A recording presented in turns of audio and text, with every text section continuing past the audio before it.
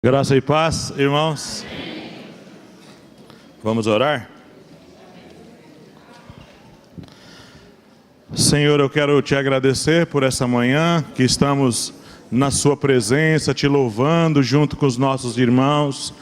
Pai, em nome de Jesus, que nessa manhã o Senhor venha falar com cada um de nós, ó Deus. Pai, eu me coloco à sua disposição, Deus. Eu sou apenas um vaso de barro nas tuas mãos, Pai. Toda a glória, toda excelência é do Senhor, meu Deus. É o Senhor quem nos usa, é o Senhor que nos dá sabedoria, é o Senhor que nos capacita, Senhor. E nós te louvamos nesta manhã. Que o Senhor nos ensine mais e mais da sua palavra, que o Senhor possa edificar o seu povo nesta manhã, meu Deus. Nós te pedimos em nome de Jesus. Amém. Vamos ler um trecho aqui de Apocalipse, capítulo 1.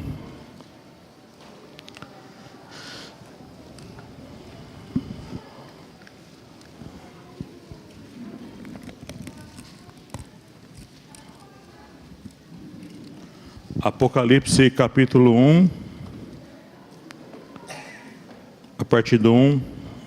Diz assim: revelação de Jesus Cristo, a qual Deus lhe deu para mostrar aos seus servos as coisas que brevemente devem acontecer. E pelo seu anjo as enviou e as notificou a João, seu servo, o qual testificou da palavra de Deus e do testemunho de Jesus Cristo, de tudo o que tem visto. Bem-aventurado aquele que lê e os que ouvem as palavras desta profecia e guardam as coisas que nela estão escritas, porque o tempo está próximo. Amém? É interessante essa questão dessa expressão sempre falar, o tempo está próximo, né? E mesmo os profetas antigos já falavam. Eu esqueci de fazer uma coisa aqui, peraí. Desculpa, irmãos, eu esqueci de pegar o laser aqui.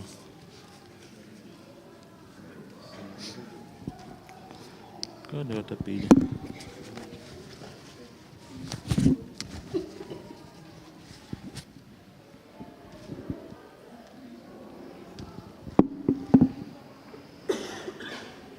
Só um minutinho.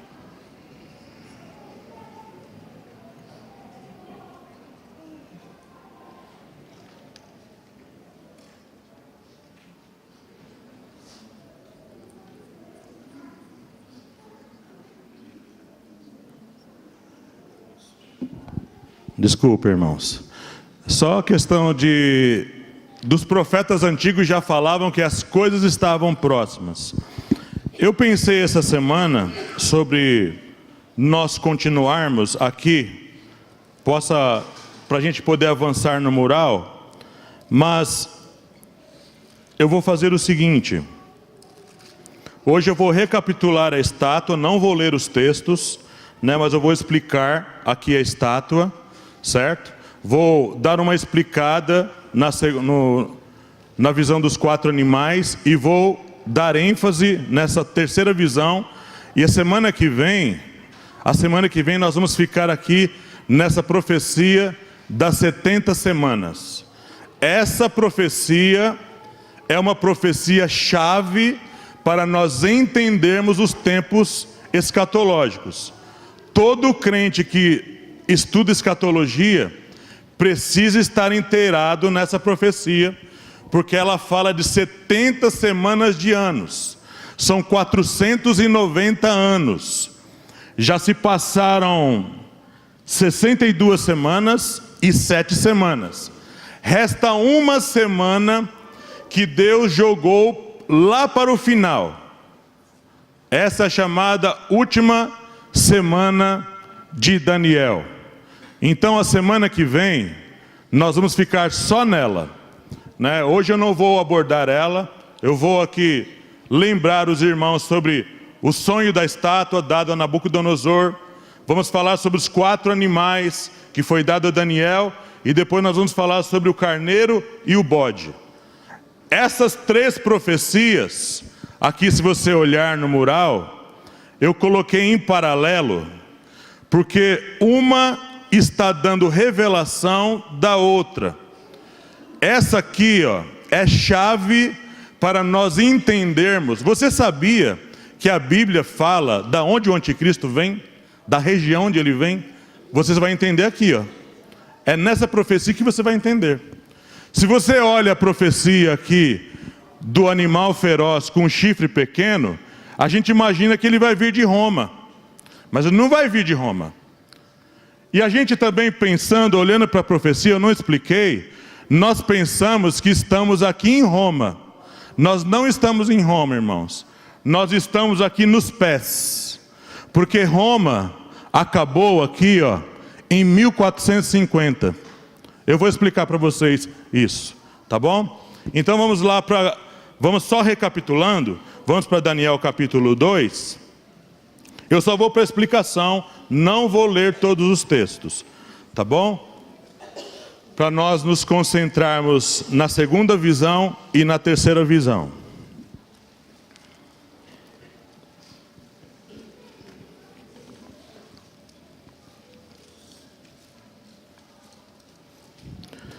Os irmãos estão compreendendo? Eu estou falando de uma maneira muito difícil. Está dando para entender? Muito bem. Olhando aqui para o sonho da estátua, né? Não vamos ler os textos. Nabucodonosor recebeu um sonho, né? Quando ele acordou, ele não sabia com que ele havia sonhado. Então ele manda chamar os sábios, os entendidos, para que dessem o sonho e trouxessem a revelação. Então apressou-se o mandato do rei e chegou essa notícia a Daniel. Daniel, então, no capítulo 2 de Daniel, ele vai buscar a Deus e Deus dá a ele a interpretação do sonho, certo? Então, quando ele vai trazer a revelação do sonho para Nabucodonosor, ele fala que Nabucodonosor sonhou e viu uma grande estátua que estava diante dele.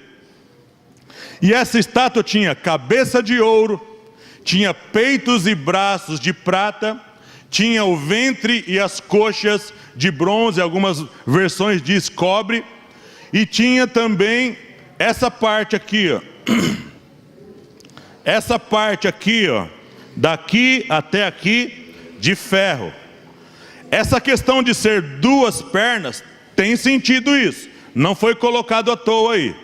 E também, a parte final da estátua, tinha pés e artelhos, ele fala no texto. Pés e artelhos, que é os dedos, de barro misturado com ferro. E o que aconteceu?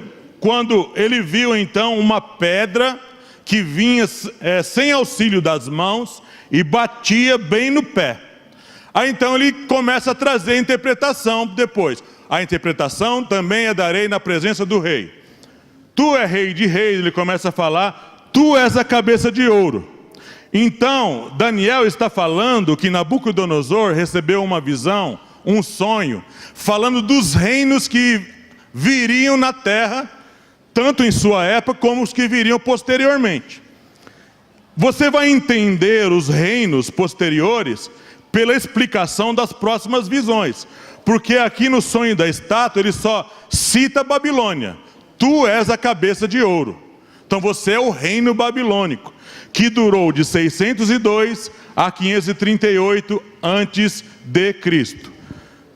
Aí então ele começa a falar, depois de ti se levantará um reino menor que o teu, de prata. Ele não cita o nome do reino. Depois se levantará um reino que vai abranger toda a terra. Vai ser forte também, se referindo à Grécia. Eu coloquei porque eu já sei quais são os reinos, mas no sonho da estátua ele não cita que reino que é.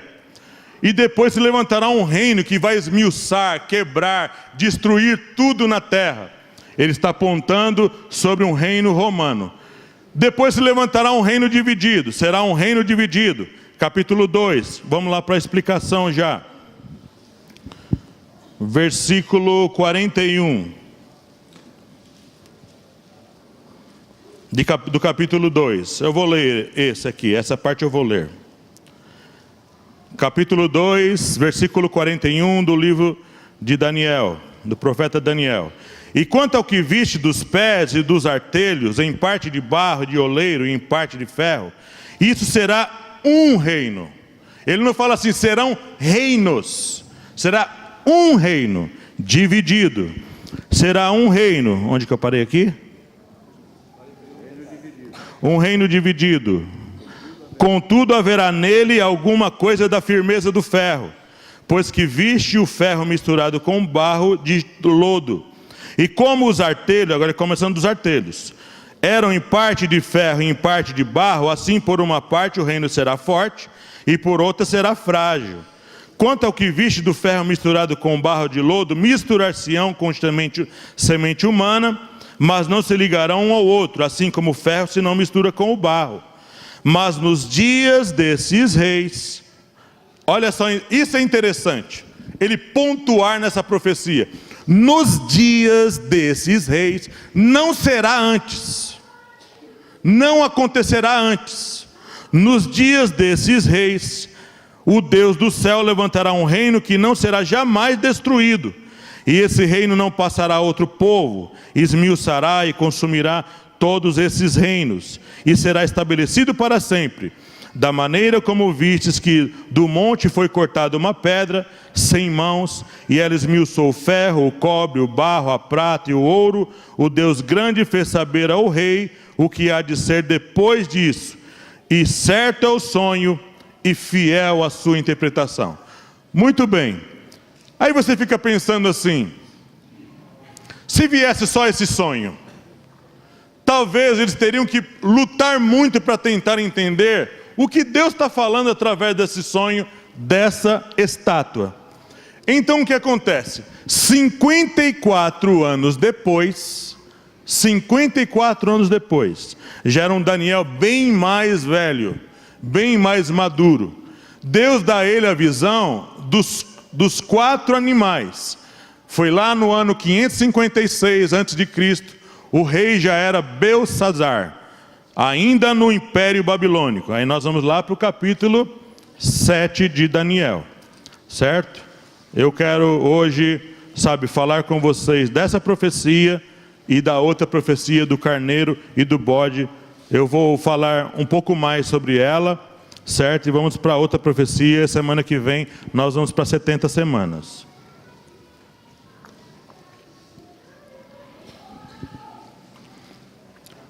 Capítulo 7.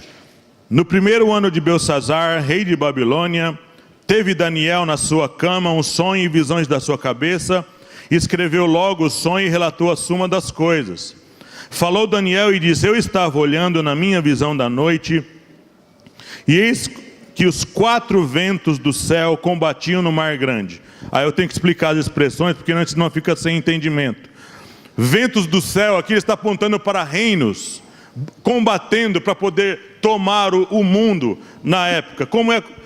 Uma coisa interessante aqui, ó, vocês podem notar, isso não existe mais. Depois que Roma caiu, não existiu mais isso. Vocês podem notar que toda a parte das estátuas, de cada parte dela, é uma cor inteiriça. É tudo ouro, ou tudo prata, ou tudo bronze, ou tudo ferro. Só aqui que é a mistura. O que ele está querendo dizer na linguagem das cores e dos metais? Ele está falando aqui que é um reino uníssono, um reino mundial, que alcançou todo mundo conhecido da época. Ninguém dividiu o reino com eles. Tudo que era conhecido na época era dominado por cada um desses reinos. Só Babilônia reinou, ou só os medo-persas, ou só os gregos, ou só os romanos. Por isso que ele aponta para uma cor só. Aí aqui, continuando na visão, no verso 3, não é isso? Verso 3. E 4 animais grandes, diferentes uns dos outros, subiam do mar. Olha os 4 animais lá, ó. Leão, urso, leopardo e animal feroz, ou besta feroz, tem muitas palavras para isso aí. 4 animais ferozes subiam do mar. Não é mar literal, são os povos. As nações sempre se levantavam dos povos, começavam pequenininho e se tornavam grandes. Sempre começava pequeno, dominando, guerreando, tomando reinos. Verso 4. O primeiro era como leão e tinha asas de águia. Eu olhei até que lhe foram arrancadas as asas, e foi levantado da terra, e posto em pé como um homem, e foi-lhe dado um coração de homem. Está falando aqui, essa profecia se cumpriu lá em Nabucodonosor, certo? Ele era o leão com as asas de águia, só que lhe foram cortadas as asas.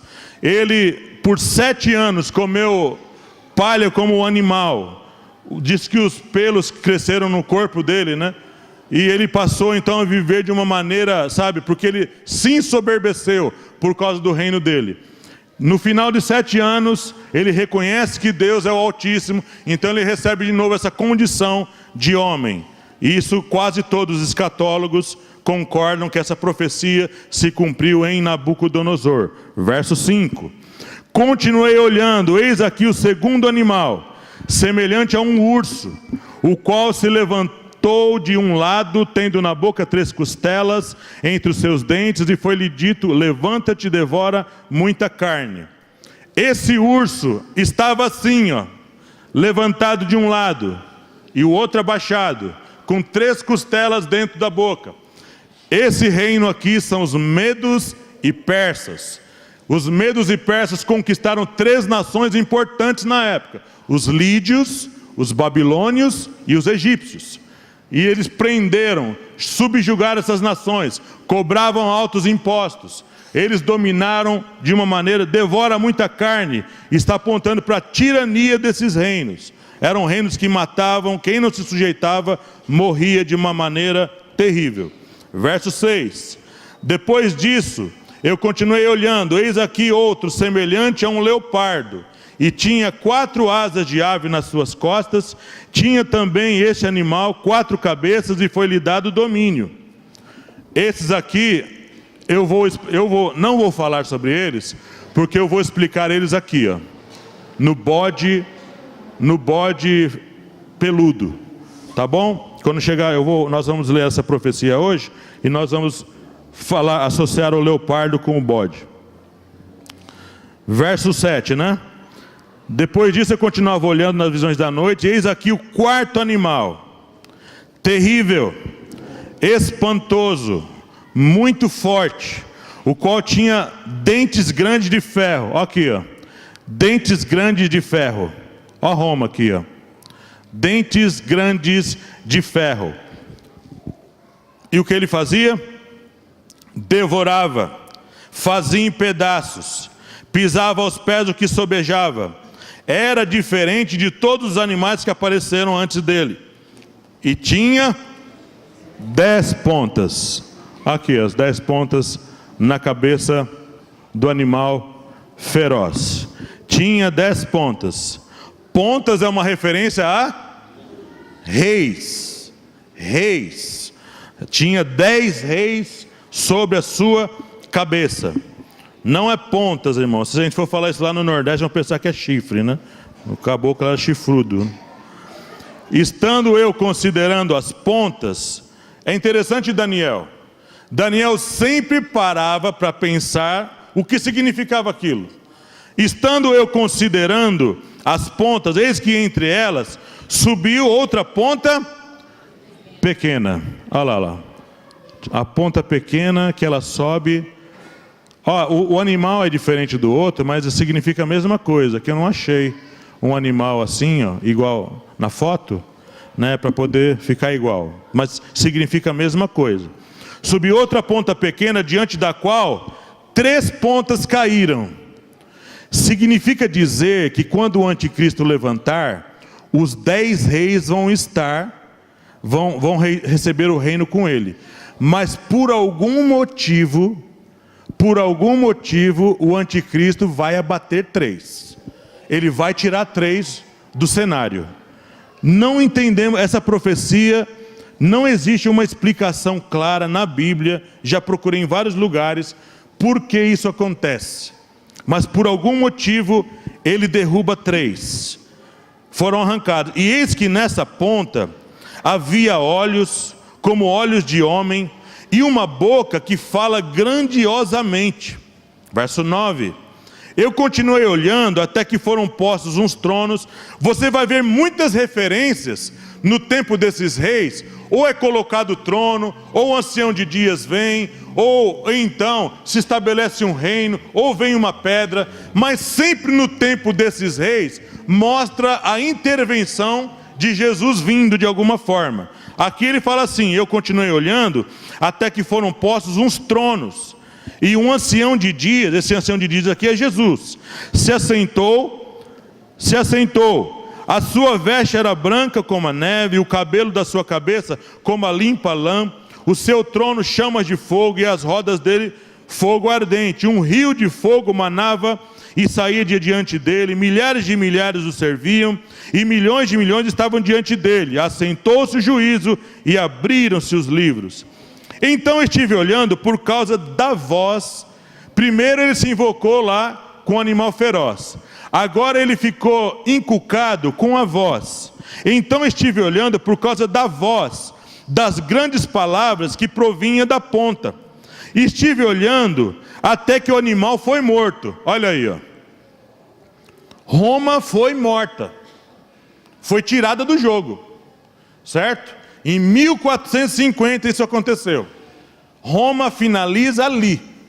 O que nós temos hoje, essa mistura de ferro com barro, é essa influência romana, toda essa estrutura romana que foi construída, influencia todas as nações praticamente. Quase todos são influenciados pelo governo, por esse império romano. A Thaís fez para mim um pequeno trabalho, e ela fez aqui a apostila para mim. Eu quero ler essa parte final de Roma, achei bem interessante isso aí, que tem aplicação nessa parte.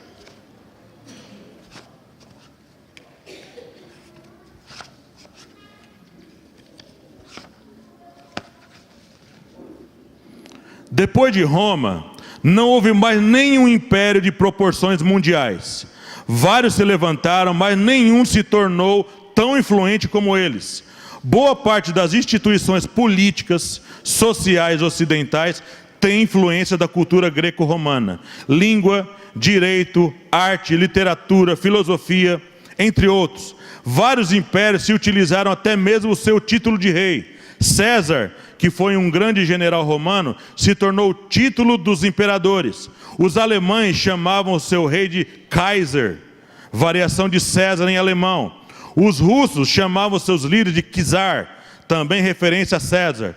Nossas estradas, aquedutos, repúblicas, senados são invenções romanas. Hitler se apropriou de várias ideias romanas para criar seu governo nazista. Seu cumprimento é o mesmo dos romanos. O Ave César, ou Salve César, o símbolo que ele utilizava era a águia romana, e por aí vai. Então, irmãos, hoje nós vivemos aqui, ó. Aqui, ó. Nós estamos, digamos, no peito do pé, né? Então nós estamos levando, como jogador de futebol, estamos dando chute para lá e para cá, né?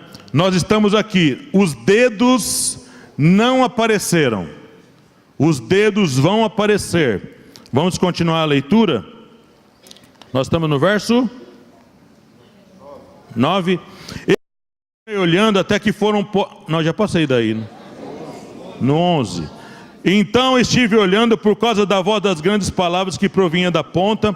Estive olhando até que o animal foi morto, e o seu corpo desfeito e entregue para ser queimado pelo fogo. E quanto aos outros animais, foi-lhes tirado o domínio, todavia foi-lhes dada prolongação de vida até certo espaço de tempo. Eu já expliquei essa questão de que quando Jesus vier reinar no milênio, muitas pessoas, quando Jesus volta aqui, ó, no final, lá no final, é interessante que todas essas profecias, eles não dão o exato tempo da vinda de Jesus. Você só vai aprender lá no Apocalipse. Ele dá as referências e dá também alguns aspectos que mostram o tempo da vinda. Aqui ele só dá de uma maneira geral. Fala que vai ser no tempo deles. Mas no tempo deles vai acontecer muita coisa ainda, e nós vamos chegar lá se Deus permitir. É interessante notarmos aqui, nessa profecia dos pés, que os dedos ainda não apareceram. E antes, quando o milênio começar, Jesus vai reinar com a igreja com vara de ferro, não é? Sobre quem? Sobre quem Jesus vai reinar 1000 anos, irmãos? A igreja foi arrebatada lá no final, não é? A igreja não vai ser glorificada? Vai ou não vai? Jesus não vai poder reinar sobre a igreja. A igreja vai reinar com Cristo.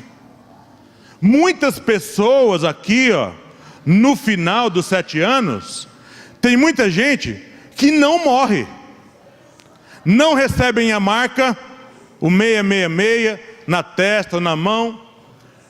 Muitos fogem, não aceitam a marca, mas também não são cristãos. Porque se forem cristãos, vão receber o corpo glorificado e reinar com Jesus. Muitas dessas pessoas vão passar por um juízo, os tronos são estabelecidos para julgar pessoas, e essas pessoas entram no milênio, e vão reinar, e vão ser regidas no milênio com Jesus. Por isso que ele fala aqui, foi dado a eles um pouco mais de tempo. Verso 13 agora, eu estava olhando nas minhas visões da noite, e eis que vinha nas nuvens do céu um como filho do homem, e dirigiu-se ao ancião de dias, e o fizeram chegar até ele. E esse vindo nas nuvens não é a vinda de Jesus nas nuvens, irmãos. Isso aqui é a ascensão de Jesus. Diz que uma nuvem o recebeu e ele foi levado até o ancião de dias. Esse ancião de dias aqui é o Pai, porque é um filho do homem que chega até um ancião de dias. Aqui é o Pai e o Filho se reunindo, quando Jesus é ascendido aos céus, depois que ele é ressuscitado. E aí ele fala, a esse filho do homem foi-lhe dado o domínio, a honra, o reino, verso 14, para que todos os povos, nações e línguas o servissem. O seu domínio é um domínio eterno que não passará, e o seu reino único que não será destruído. Quanto a mim, Daniel, o meu espírito foi abatido dentro do corpo, e as visões da minha cabeça me espantavam. Ele ficou perturbado com essa visão. Cheguei-me a um dos que estavam perto e pedi-lhe a verdade acerca de tudo isso. E ele me disse, e me fez saber a interpretação das coisas. Verso 17. Estes grandes animais, olha aí, esses grandes animais, leão, urso, leopardo e animal feroz, ele faz o verso 17, que são quatro reis que se levantarão da terra. Mas os santos do Altíssimo receberão o reino e possuirão o reino para todo sempre, de eternidade em eternidade.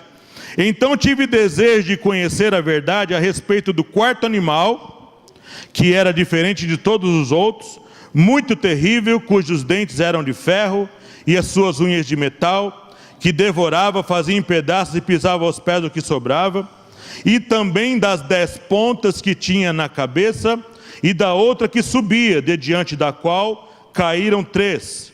Daquela ponta, digo que tinha olhos e uma boca que falava grandiosamente, e cuja aparência era mais firme do que a das suas companheiras.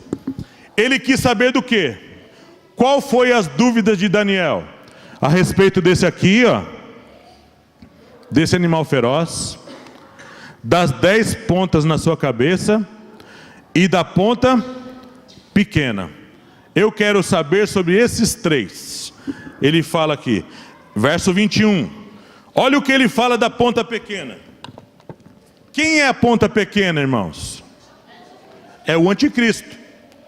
O que acontece no verso 21?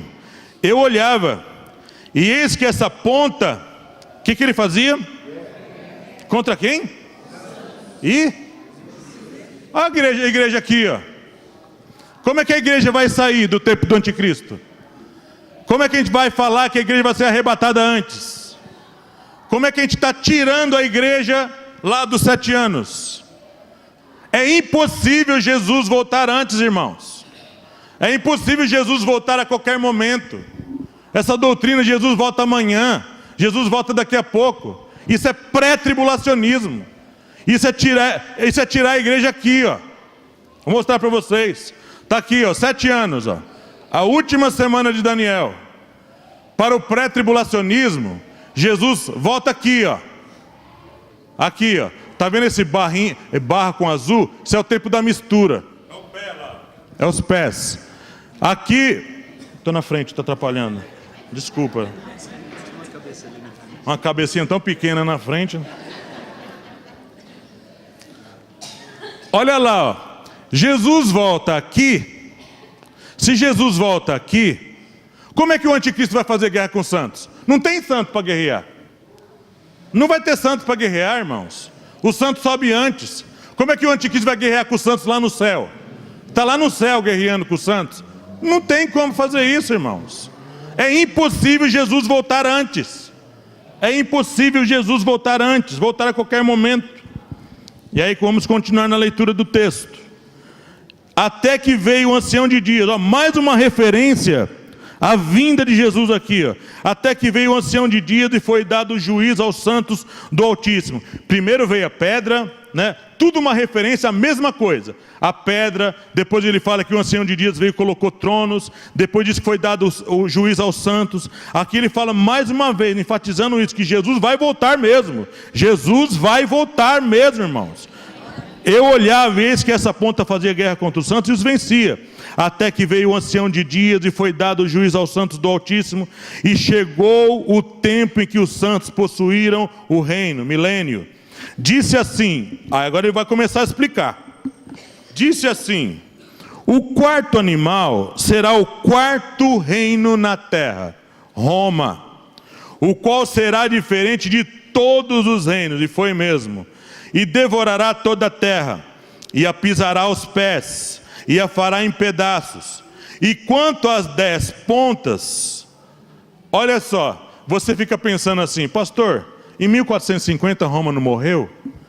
Como que aqui ele fala? Vamos lá a leitura. E quanto às 10 pontas, daquele mesmo reino se levantarão 10 reis. E depois dele se levantará outro, qual será diferente dos primeiros, e abaterá 3 reis. Eu expliquei para os irmãos, aqui ó, se aqui ó, Roma morre em 1450, os 10 reis surgem, como que eles surgem daqui, se o animal está morto? Isso aqui, irmão, não é literal. Ele está falando que esses 10 reis, que vão aparecer lá no final, vai ser uma personificação dessa Roma antiga. Eles vão personificar todo esse reino romano, a organização, a forma de guerrear, a violência, tudo vai estar incorporado nesses 10 reis, tudo isso. Mas olha a ordem que ele coloca as coisas: se levantarão 10 reis, e depois dele se levantará outro, o qual será diferente dos primeiros, e abaterá a 3 reis. Então, por aqui a gente entende que o anticristo não vai aparecer se primeiro não aparecer o quê? Os 10 reis. Os 10 reis precisam aparecer. Se eles não aparecerem, o chifre pequeno não aparece. Porque ele coloca uma ordem aqui, verso 25. E olha só o que esse chifre pequeno faz: proferirá palavras contra o Altíssimo, destruirá os santos do Altíssimo, cuidará em mudar os tempos e a lei. Uma das marcas dos reinos antigos era mudar calendários e estabelecer leis novas para beneficiar esses imperadores. Por exemplo, no tempo de Roma, foi estabelecido que se fizesse adoração ao imperador. E por causa disso, muitos cristãos perderam a cabeça. Isso vai voltar a repetir. A segunda besta que se levanta da terra, lá no Apocalipse, é o profeta do anticristo. Ele vai mandar fazer a estátua, não é?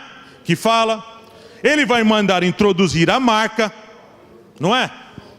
Quem aceitar a marca, já era, irmão. Já era, viu? Por isso que nós vamos ter que nesse tempo, que são lá os 3 anos e meio finais, que ele recebe o reino ali, nos primeiros 3 anos e meio da última semana, é a profecia das 2 testemunhas. Ninguém pode tocar neles não. Isso é uma profecia poderosa da igreja ali.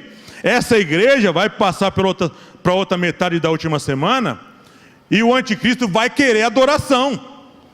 Ele vai entrar lá no templo de Israel, o templo vai estar pronto nessa época. Ele vai querer entrar lá, ele vai profanar o templo. Muitos judeus vão correr nesse templo, muitos vão fazer acordo com ele, e a igreja vai estar pregando, irmão, anunciando, mas debaixo de perseguição. Debaixo de perseguição. Nesse tempo ele vai pedir adoração. Nesse tempo ele vai pedir que vocês se dobrem a ele. Quem se dobrar vai ter que aceitar a marca. Quem não se dobrar vai morrer. E outros vão fugir de cidade em cidade, fugir anunciando, perdendo as vidas, perdendo as coisas. Não teremos mais a mesma liberdade. Vamos continuar aqui na leitura. Destruirá os santos do Altíssimo, cuidará em mudar os tempos e a lei. Eles serão entregues. Olha aí, eles quem? Os santos. Eles serão entregues nas suas mãos por um tempo, tempos e metade de um tempo. 1 ano, 2 anos e metade de 1 ano. Quanto tempo dá? 3 anos e meio. Olha lá, a faixa preta lá no final. Esse é o tempo da grande tribulação. Esse é o tempo mais difícil que haverá sobre essa terra, irmãos.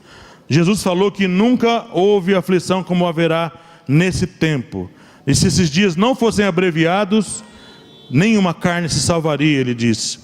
E eles serão entregues nas suas mãos por um tempo, e tempos de metade de um tempo. Mas juízo estabelecer-se-á, e eles tirarão seu domínio. Mais uma referência à vinda do reino de Jesus. Mas para o destruir e para o desfazer até o fim. E o reino e o domínio e a majestade dos reinos, debaixo de todo o céu, serão dados aos povos dos santos, ao povo dos santos do Altíssimo. O seu reino será um reino eterno, e todos os domínios o servirão e lhe obedecerão.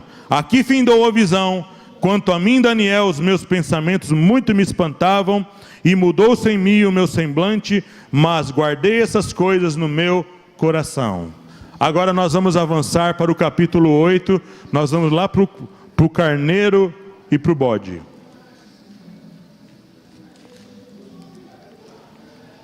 Não vou voltar mais para essas profecias, irmãos. Tá? Quando chegar nas 70 semanas, nós vamos só avançar e não vamos mais voltar para essas profecias. Deu para ficar claro para os irmãos? Essas 2 visões aqui, a estátua e os 4 animais. Então vamos lá para o carneiro e o bode. É interessante que aqui nessa profecia do carneiro e do bode, ele não fala mais de Babilônia, ele não fala mais do animal feroz, ele quer falar agora, ele quer mostrar outra coisa.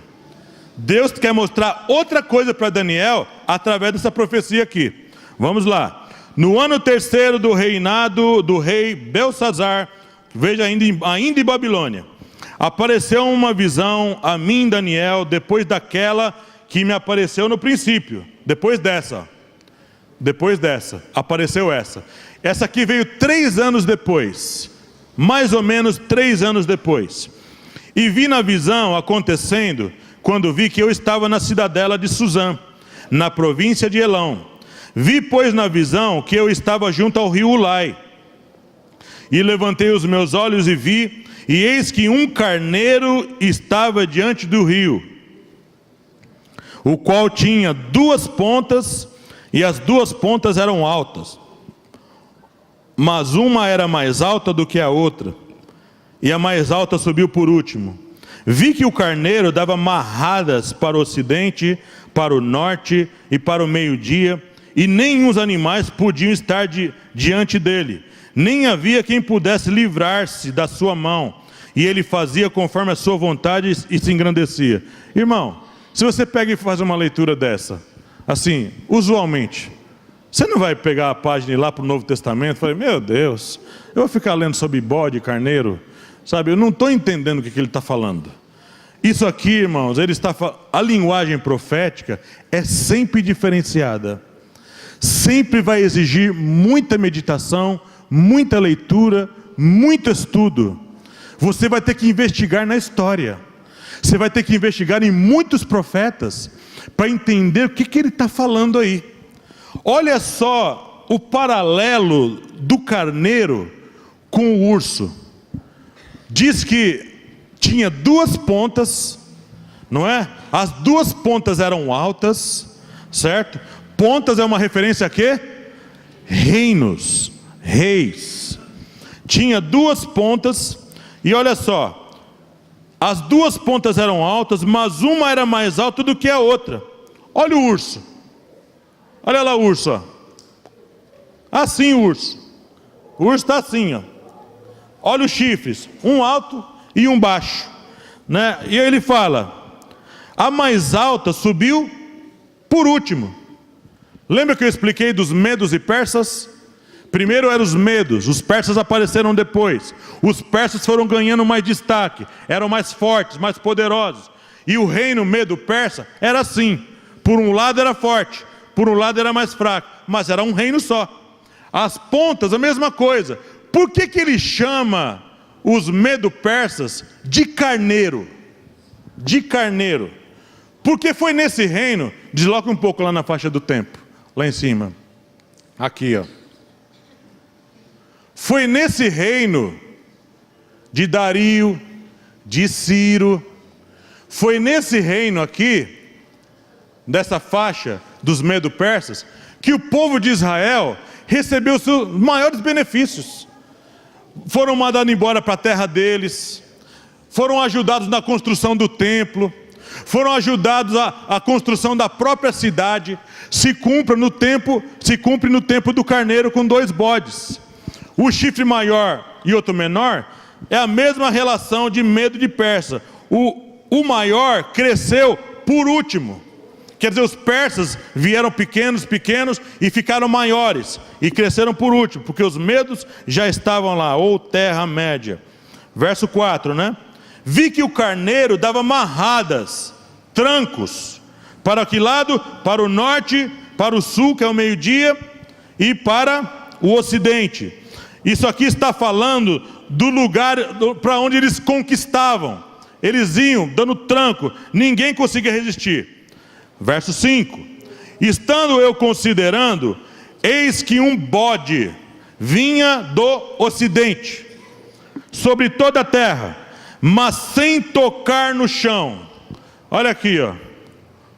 O bode vinha do ocidente sem tocar no chão. Olha as 4 asas aqui do leopardo, voando. Voando, ele não significava que ele voava, mas significava a força, a velocidade das suas conquistas, sem tocar no chão. Aquele bode tinha uma ponta notável entre os olhos. Olha o bode lá. Tinha uma ponta notável. Uma ponta é um rei. Um rei notável, né? Uma ponta entre os olhos. E dirigiu-se ao carneiro, que tinha as 2 pontas, ao qual tinha visto diante do rio, e correu contra ele com todo o ímpeto da sua força. E o vi chegar perto do carneiro, irritar-se contra ele, e feriu o carneiro e lhe quebrou as 2 pontas. O que ele está falando aqui? Ele está falando, essa ponta pequena aqui é Alexandre o Grande. Ele foi o grande responsável por conquistar e derrubar os medos e persas. Aí você pensa assim, o cara começou, não se tem certeza sobre isso, mas o cara começou a reinar com 18 anos. Um guerreiro diz que era um homem bonito, mas algum diz que era boiola, né? Algum diz que o cara era gay, né? Eu não sei se isso é verdade, a Thaís que me falou isso aí, né? Falou que o cara era gay, né? Mas era chegado num vinho e chegado em guerra. Quando se falava em guerra, Alexandre era o primeiro a se prontificar. Um homem forte, másculo, bonito e gay, né?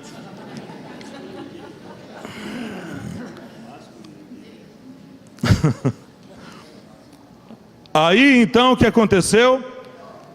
Nós estamos na leitura, verso 8. E o bode se engrandeceu, a Grécia se engrandeceu em grande maneira, mas estando na maior força, aquela grande ponta foi quebrada. Alguns dizem que Alexandre o Grande morreu com 30, 31, 32 anos.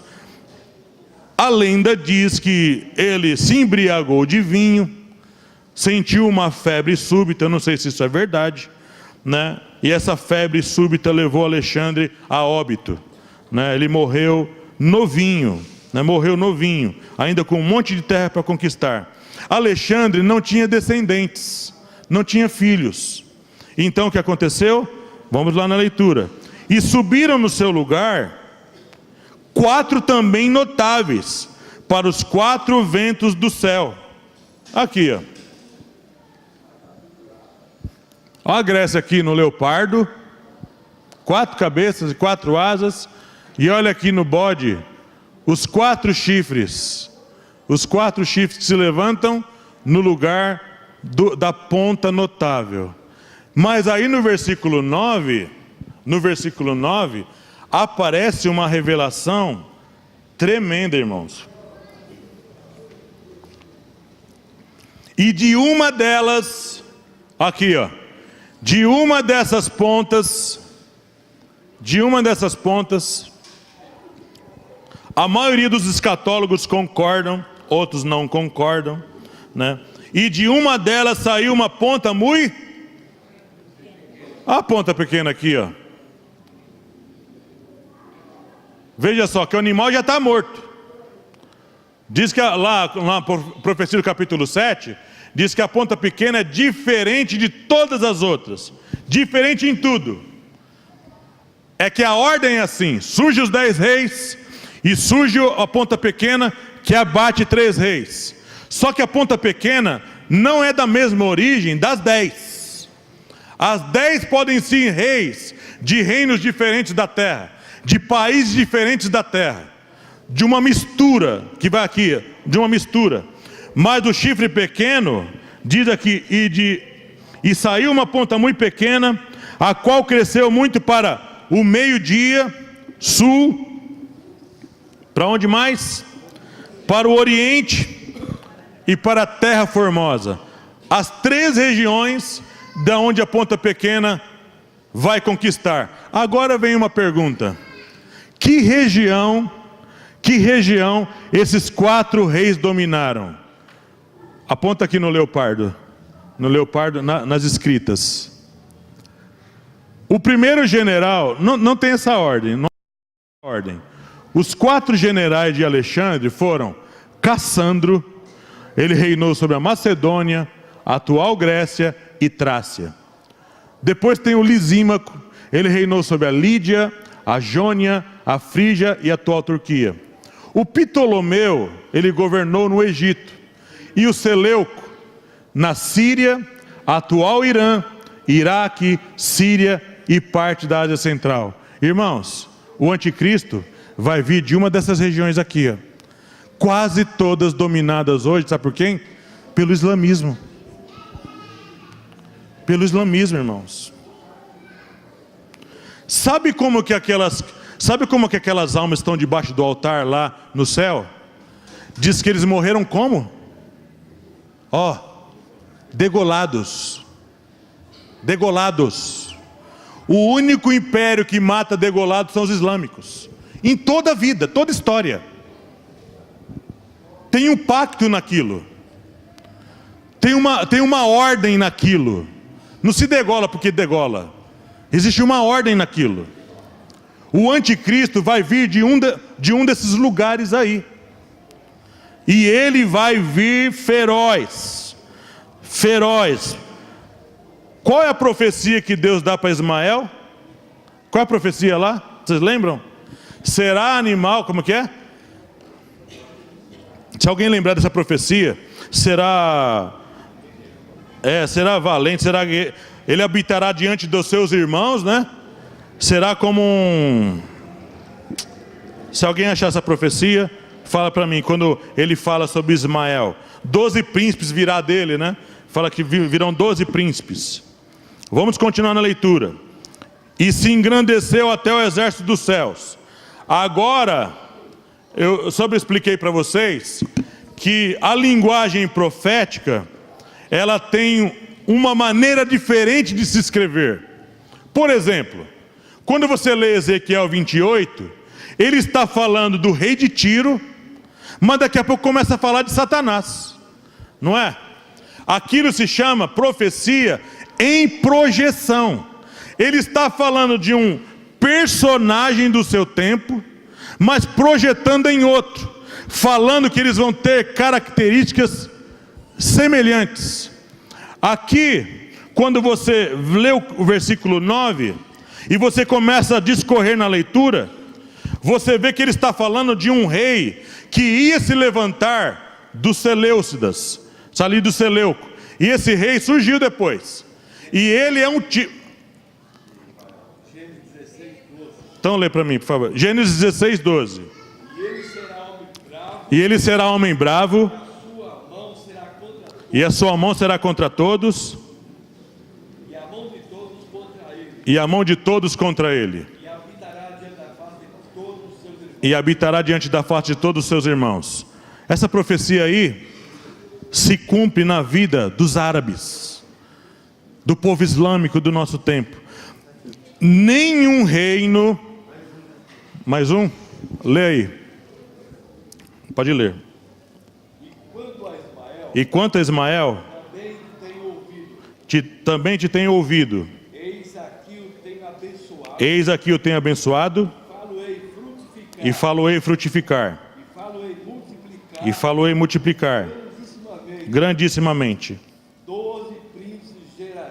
12 príncipes gerarás. E dele farei uma grande nação. É interessante que você vai no milênio, sabe o que acontece lá? A Síria e o Egito diz que tem um caminho de um lugar para o outro. Muitos assírios, egípcios, muitos povos islâmicos vão se arrepender no final, irmãos. Muitos deles vão reconhecer o senhorio do Messias e vão se arrepender. Mas a grande maioria vai estar envolvida lá na guerra de Gog e Magog. A gente vai chegar lá, se Deus quiser. Nós estamos no versículo, eu falei explicando sobre a profecia. Aqui ele vai começar a falar de um imperador que surgiu. O nome desse imperador é Antíoco Epifânio. Ele é um tipo do anticristo. Ele é o que entra no reino lá antes que Jesus venha. Ele entra no templo dos judeus. Ele oferece um porco lá. Ele começa a descrever sobre esse imperador logo a seguir, no versículo 11, no versículo 12, no versículo 13. Essa profecia de 2.300 tardes, no versículo 14, isso se cumpriu ali antes que o Messias viesse. Porque os macabeus são os que se levantam. Se você tem uma Bíblia católica, tem lá 1º e 2º Macabeus, lê aquilo. Pode ler, irmãos. Aquilo é histórico, é muito interessante ler aquilo. Os macabeus, eles se voltam contra Antíoco Epifânio e eles tomam Jerusalém de volta e purificam o templo, como diz aqui no verso 14. E ele me disse, até 2.300 tardes e manhãs, e o santuário será purificado. O santuário volta para a mão dos judeus. Verso 15. E aconteceu que, havendo eu, Daniel, visto a visão, busquei entendê-la. Quer dizer, ele, assim como nós, se lemos a primeira vez, se ninguém explicar, também vamos ficar sem entendimento. E aconteceu que, havendo eu, Daniel, visto a visão, busquei entendê-la. E eis que se me apresentou diante uma como semelhança de homem. E ouvi uma voz de homem nas margens do Ulai, a qual gritou e disse, Gabriel, dá a entender a este a visão.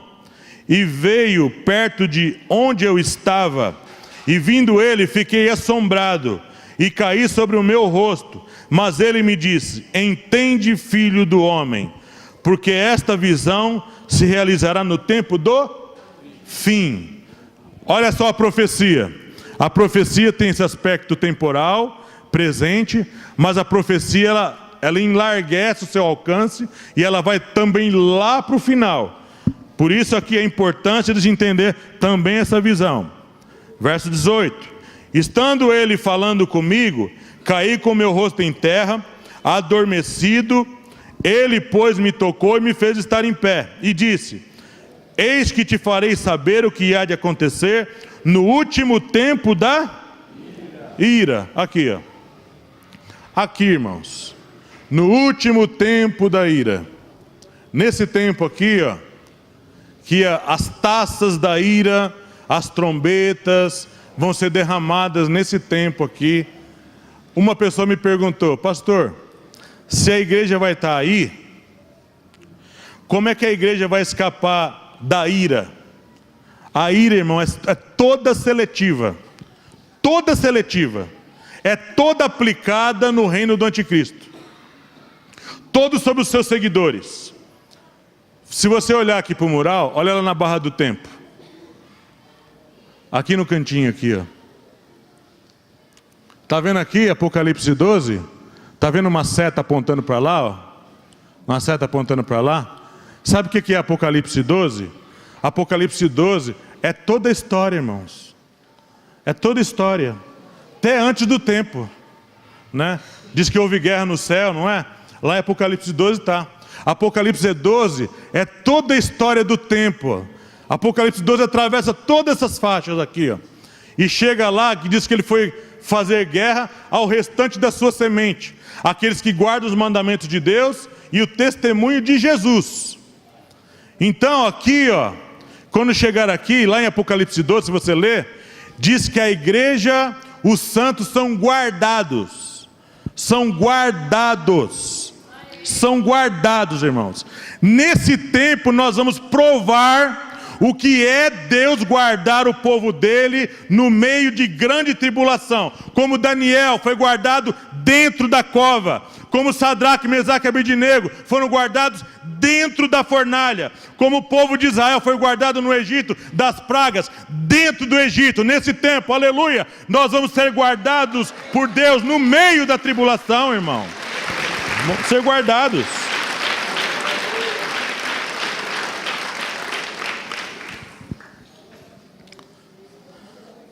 Verso 19, né? E disse: eis que te farei saber o que há de acontecer no tempo da ira, no último tempo da ira, porque ela se exercerá no determinado tempo do fim. Aquele carneiro que viste com duas pontas são os reis da Média e da Pérsia. Aqui, ó, carneiro.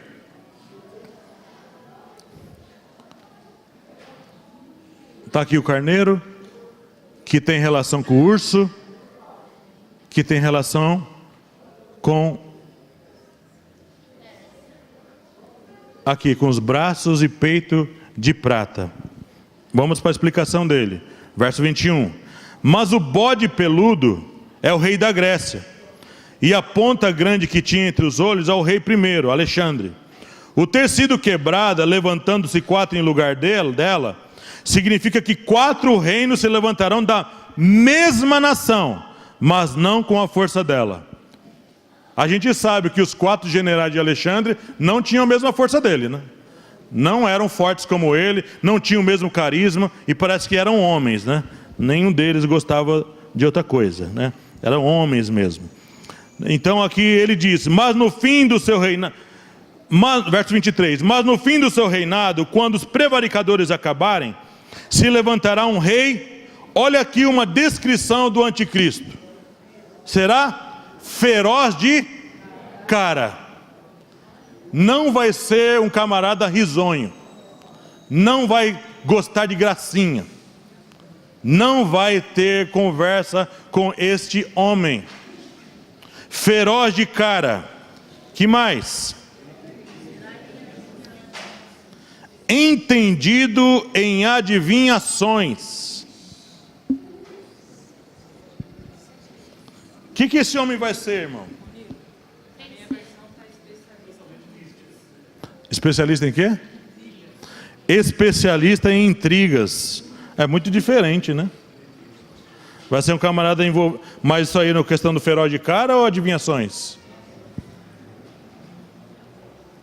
Se levantará um rei feroz de cara, será entendido em adivinhações. Ou seja, eu quero aqui levar os irmãos, eu preciso levar os irmãos nesse texto. É importante que a gente vá lá, ainda que eu vou adiantar só um pedacinho, eu não vou ler tudo, tá bom? Mas vamos ver a aplicação dessa figura aqui, lá no Apocalipse. Quer ver a aplicação desses 4 animais lá no Apocalipse? Abre lá em Apocalipse capítulo 13.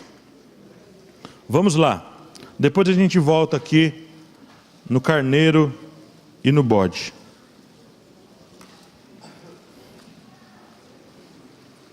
Apocalipse capítulo 13.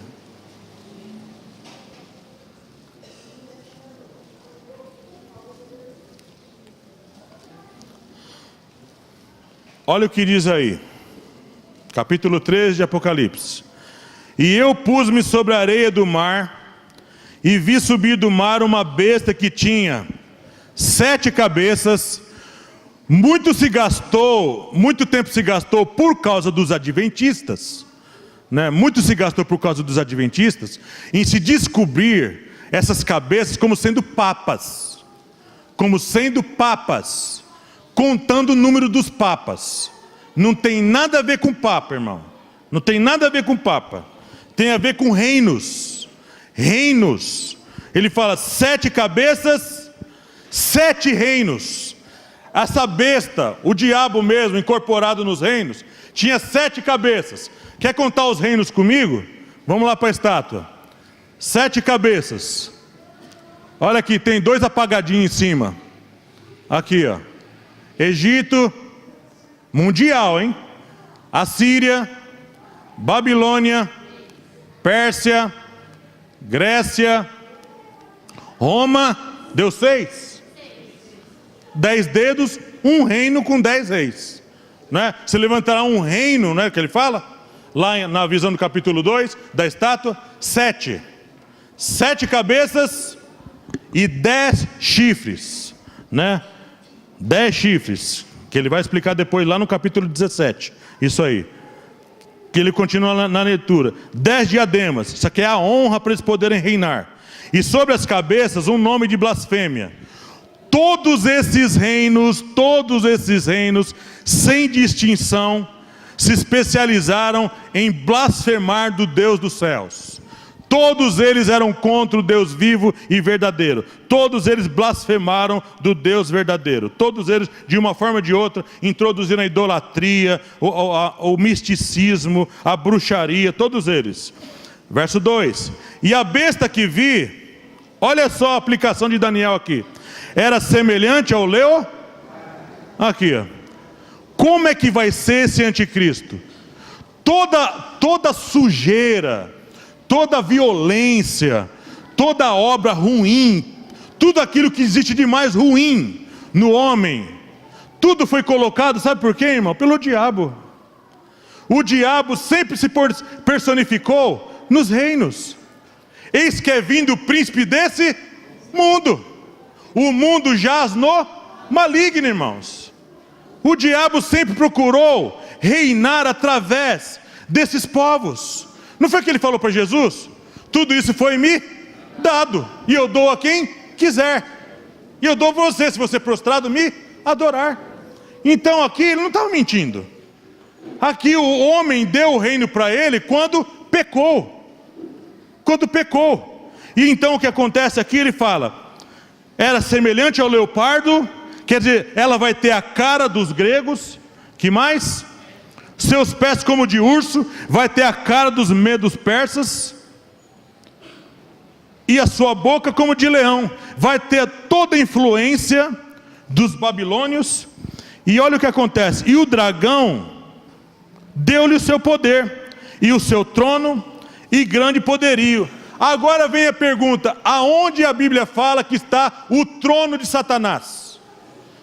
Tem uma região na terra que diz onde está o trono de Satanás. O verbo no grego ali é, continuará estando. Tem uma carta, uma das cartas, que diz onde está o trono de Satanás. Lê lá a igreja de Pérgamo, capítulo 2 de Apocalipse. Lá fala onde está o trono de Satanás. 2,13. de Apocalipse. Capítulo 2, verso 13. 13. 2, 13.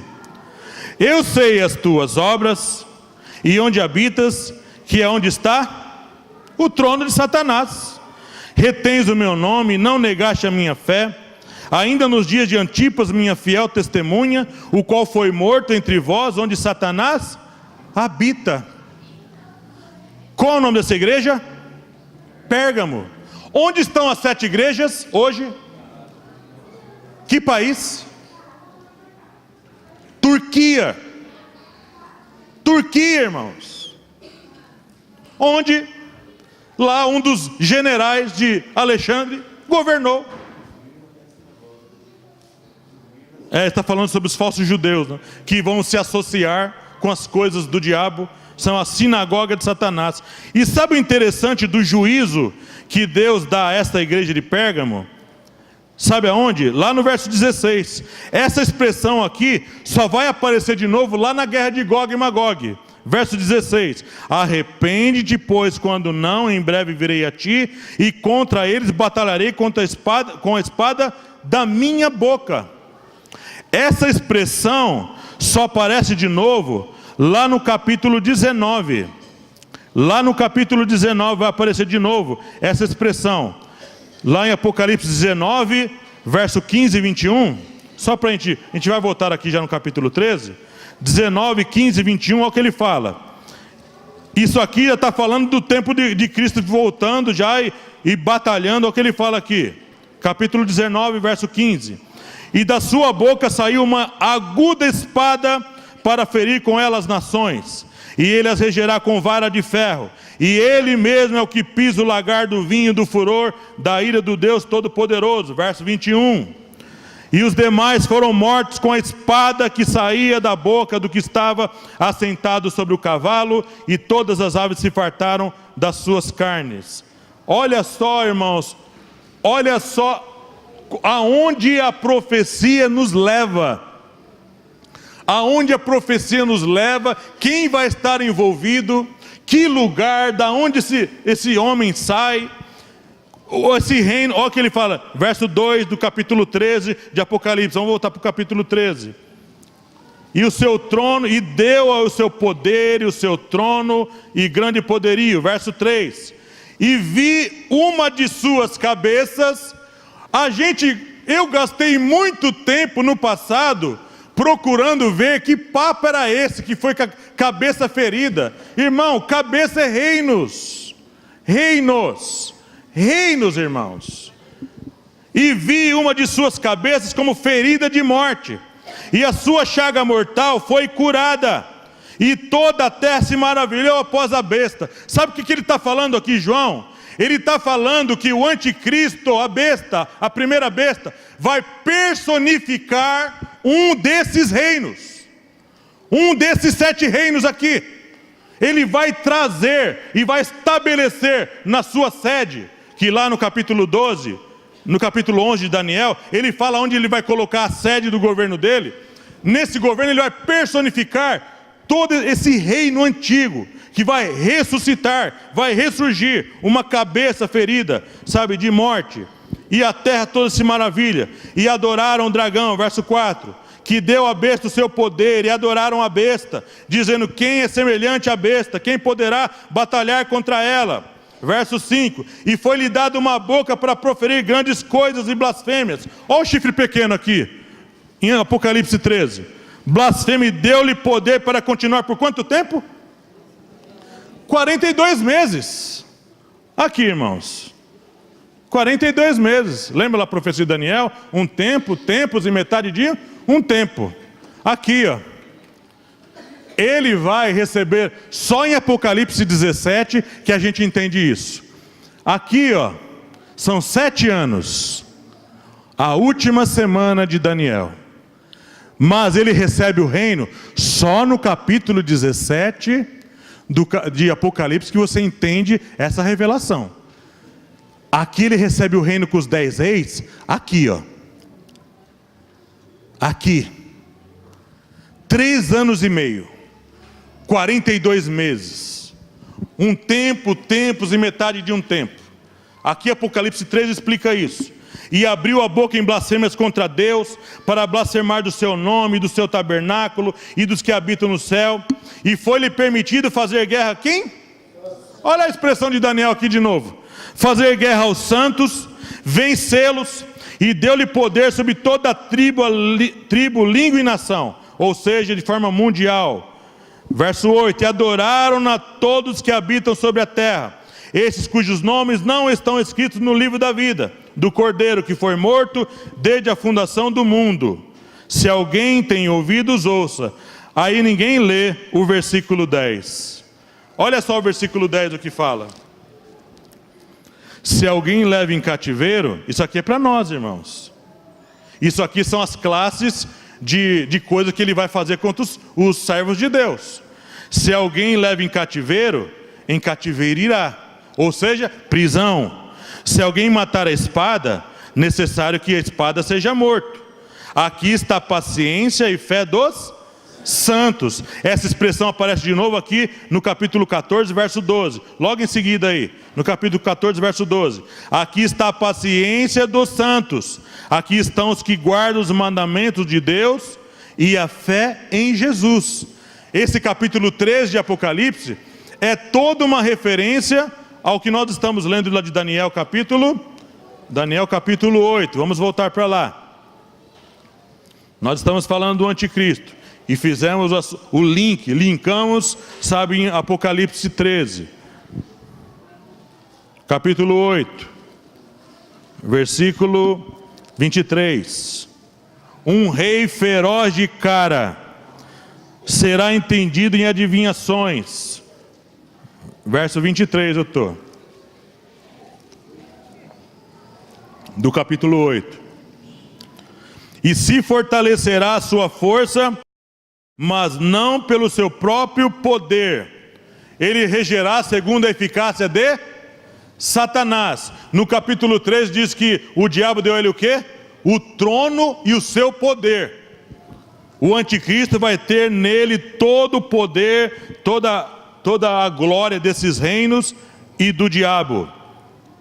Destruirá maravilhosamente, ou seja, vai ser um guerreiro. Prosperará, fará o que lhe aprouver, destruirá os fortes e o povo santo, e pelo seu entendimento também fará prosperar o engano na sua mão. Quando eu estava fazendo mural em casa, um dia a Dani, minha irmã, foi lá em casa, e ela viu no mural lá na parede, ela perguntou se o anticristo vai vir dessas regiões islâmicas, como que ele vai conseguir fazer acordo, só na profecia das 70 semanas, que eu vou falar sobre esse acordo, como que ele consegue fazer acordo com os judeus, se ele é islâmico? Está aqui, irmão. Engano. Vai ser mestre de enganar. Ele vai saber enganar todo mundo. E os crentes que não ficarem ligados, também serão enganados. Também serão enganados. Terá muito poder nas mãos, fará sinais, maravilhas, prodígios. Tem muita gente que hoje vai atrás de igrejas, atrás de sinais, atrás de homens que fazem sinais. Os sinais seguirão os que crerem, irmãos. Eu tenho que seguir Jesus, eu tenho que seguir a Cristo, não importa o que aconteça. Fará prosperar o engano na sua mão, e no seu coração se engrandecerá, e por causa da tranquilidade destruirá muitos, se levantará contra o príncipe dos príncipes, mas sem mão. Olha aí a pedra, lembra?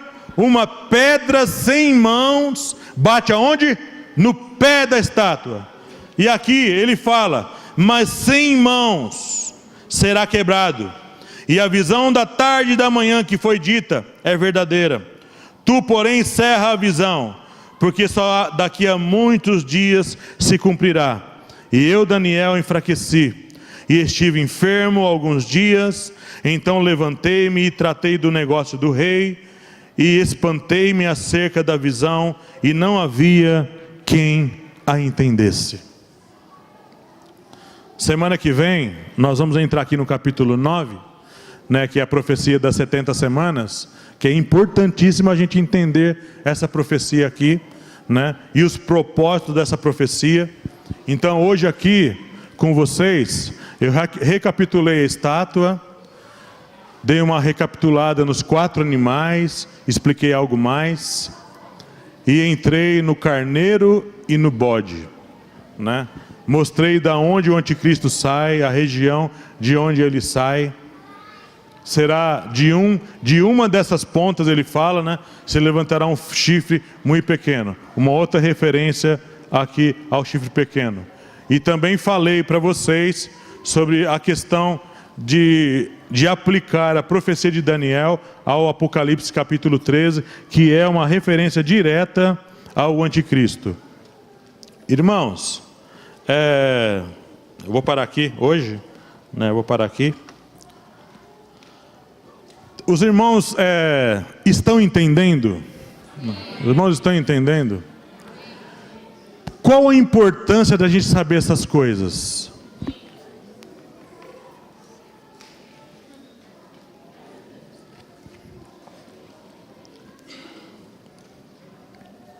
Qual a importância da gente entender isso? Eu tenho ainda 5 minutinhos, né? Eu vou fechar nesses 5 minutos. A importância está no seguinte aspecto: todos na terra vão ser afetados diretamente por essas coisas. Todos, irmãos. Quando chegar lá nos 3 anos e meio finais, que introduzir a marca, ninguém vai poder comprar nem vender. Aí você pergunta assim, já nesse tempo, ninguém vai ter mais cartão de crédito. Você não vai poder mais carregar bateria de celular, irmão. Precisa de energia. Você não vai poder mais ficar circulando. Por que você acha que o governo americano e muitos governos russos estão investindo em drones de alta performance? Esses drones aí, com leituras à distância.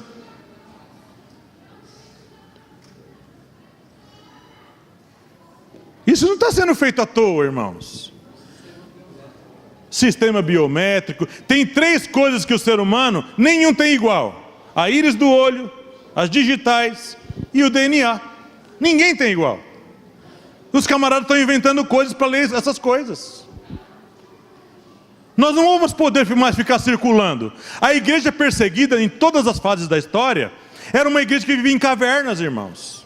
Cavernas, florestas, matas, montanhas. Não teremos mais a nossa casa, irmão. Não haverá mais culto assim. Não vamos poder ficar andando com Bíblia para lá e para cá. Não teremos mais os nossos empregos. Perderemos os nossos empregos, irmãos. Se você estiver circulando naturalmente nas sociedades, significa dizer que você vai ter a marca. A marca vai ser a identidade de cada um. Não vamos aqui nos aventurar em números, quem vai ser, que vai ser essa marca, se vai ser chip, se vai ser alguma coisa, eu não sei. Eu não sei.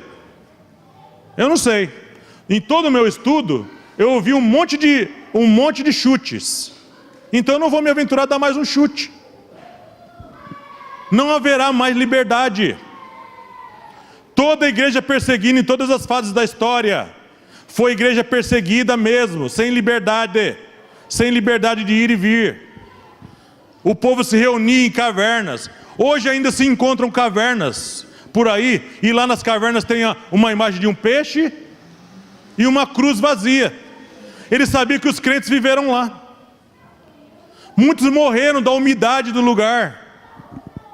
Muito crente nesse tempo não vai morrer. Muitos não morrem, irmãos, porque Paulo fala que na vinda de Jesus, os que estão mortos ressuscitam primeiros, e os que estiverem vivos para a vinda serão transformados. Então vai ter gente viva, mas fugindo, irmão, escondido.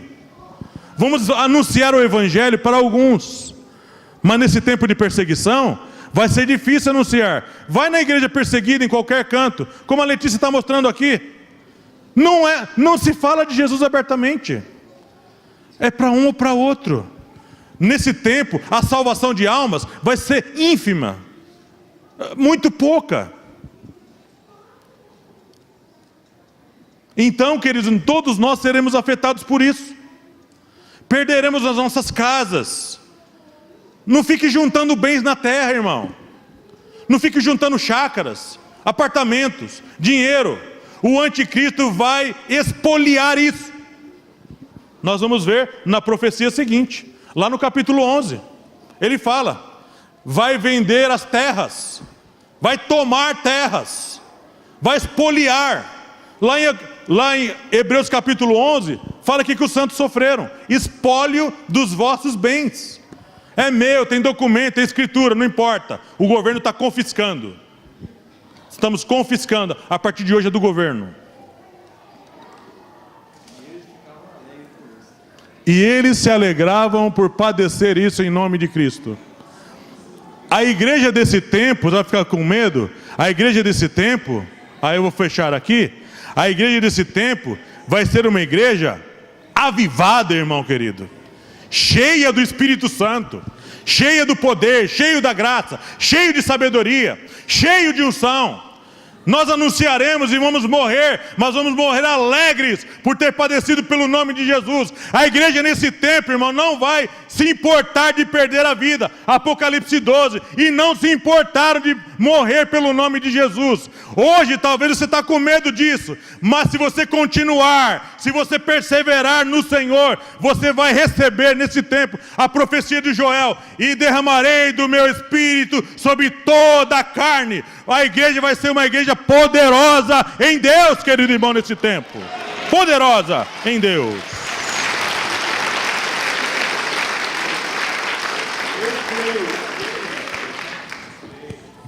Por isso que Jesus fala que nesse tempo, Ele fala, aquele que perseverar até o fim, será salvo.